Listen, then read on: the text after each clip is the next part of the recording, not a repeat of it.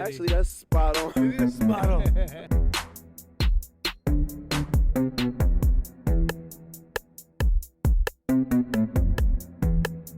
All the competition that try to compete.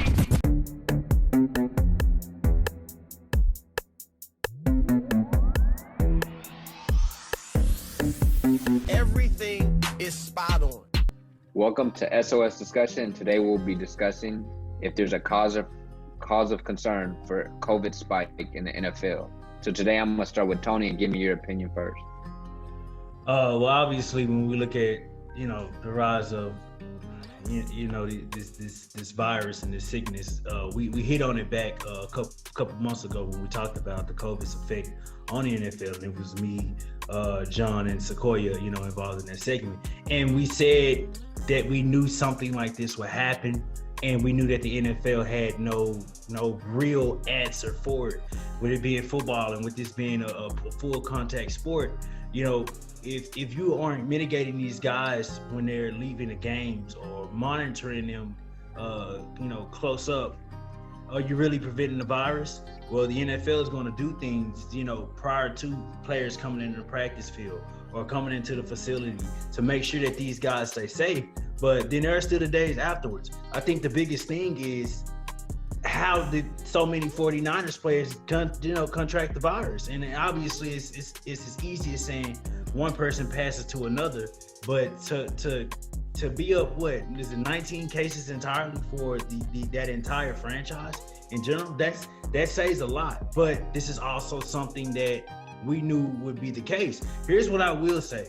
To be at this point in week 4 and only one team just have this many cases, I think we're asking for a lot from the NFL to say no one should be getting this. But if one team has it out of 32, I'm gonna be honest, I'm taking that. And knowing that all of those players are gonna be okay, we just gotta move the game back, then I'm okay with that too. Definitely. John? Yeah, I do think that there's cause for concern. Because when you look at it, the NFL tried to make the schedules to where they could pair up teams bye weeks in case, there was a COVID outbreak in the beginning of the season. They could just say, hey, these teams are playing week 2. They have the same bye week in week 8. Let's just give them their bye week in week 2 and then push that back. But as the season goes on, it's going to be harder to reschedule those games. You're not going to have the capability to do that, especially once teams start having their bye weeks. And like we talked about, it's inevitable. When you looked at the situation that the NBA created, they had all the players in the bubble and they had strict guidelines. They couldn't leave the bubble. So everybody in the bubble was getting tested every day. They weren't leaving the bubble. You knew that within the bubble, it was a safe environment and everybody in the bubble did not have COVID-19. With the NFL, it's the same protocols. The only difference is there's really fans in the stands, right? And so you're still traveling to and from these games. Players still have the ability to go out, do whatever they want. They're going home. You don't know what these players are doing at home. So I think we've already seen where a game had to get pushed back. In Chiefs Patriots, it led to the Patriots having to play a game the same day that they literally flew to Kansas City, and that game was in jeopardy and being pushed back to the middle of the season or the end of the season. So I think if this continues to go on, we saw that Raiders, Maurice Hurst for the Raiders contracted COVID-19 today, so I'm sure they're going to do testing tomorrow. The Raiders game might be in jeopardy. The Patriots had another practice squad player test positive for COVID-19. So I do think this is a lot of cause for concern, especially if these teams are going to be traveling, going head to head to each other. If we keep seeing positive tests like this, the NFL season might not last the full 16 weeks. Yeah, to piggyback off of what you're saying, I think they knew the risk going into the season, and I don't think there was a way for them to really prepare for it the same way that the NBA was able to set up a bubble that way to keep everybody secluded. And so with that, you are going to have cases to come up because at the end of the day, not everybody is taking it seriously. And so have people still going out and doing different things that they shouldn't be doing. And then they show up at the facility with it, and now it's passed on throughout the team. And you have teams to have to reschedule games. And I think if that continues, you're looking at pushing the season back further because you'll have so many games that you have to postpone. Definitely agree with a lot of points. I mean, we can go off record. I think it was a month ago, I said I don't think the NFL season is going to go all the way. That was me on record. To be honest, since that statement, I feel as though the NFL has done a better job than I thought. I feel as though that the NFL has been more proactive with some of the things they've done. I honestly did not expect them to be enforcing fines for coaches not wearing a mask. I didn't expect them to be putting as much money into COVID testing. I assumed they were going to be a little more laxed on it, in my opinion, and they've done more than I thought.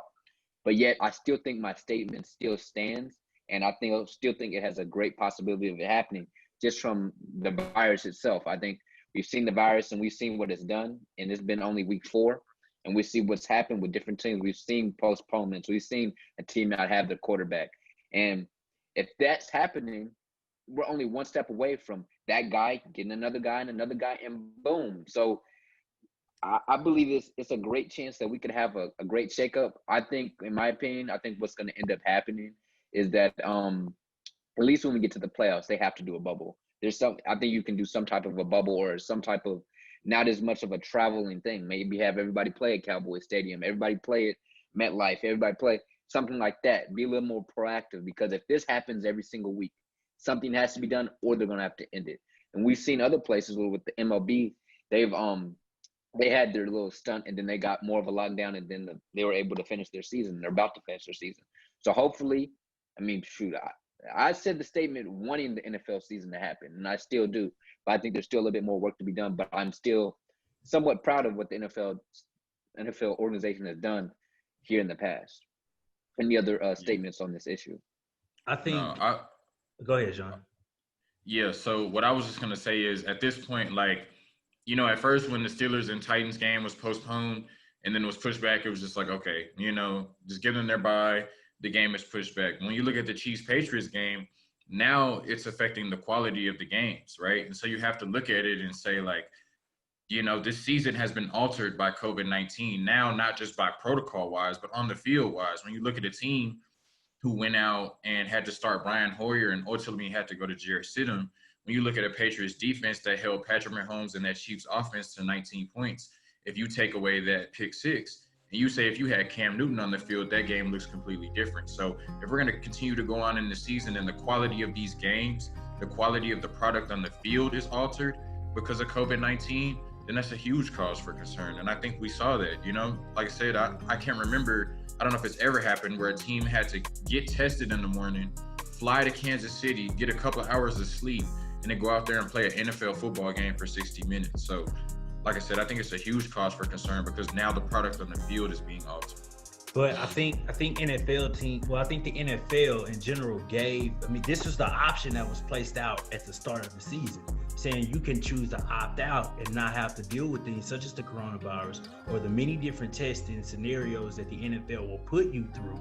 That way, when the season actually starts, the NFL is doing nothing but treating the coronavirus much like an injury. That's why there's a whole reserve list for it.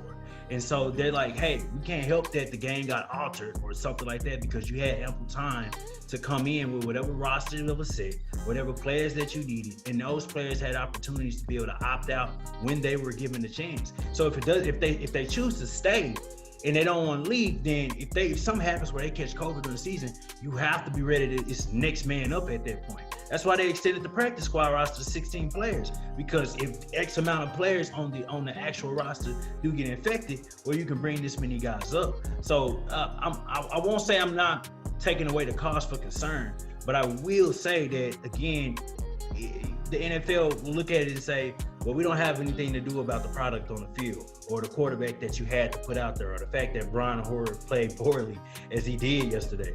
But the NFL, they gave leeway, they gave an opportunity, they gave a chance. And, we just have to take that for what it is. Definitely is a cause for concern.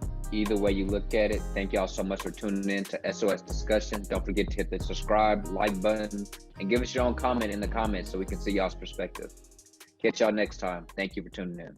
Thank you guys for tuning in to this week's episode. Be sure to check out more shows here on this YouTube page, such as SOS Discussions or My Point Exactly. And most of all, keep watching Spot on Sports! It's a new wave of sports that's sweeping the nation. We're not just accurate, spot on.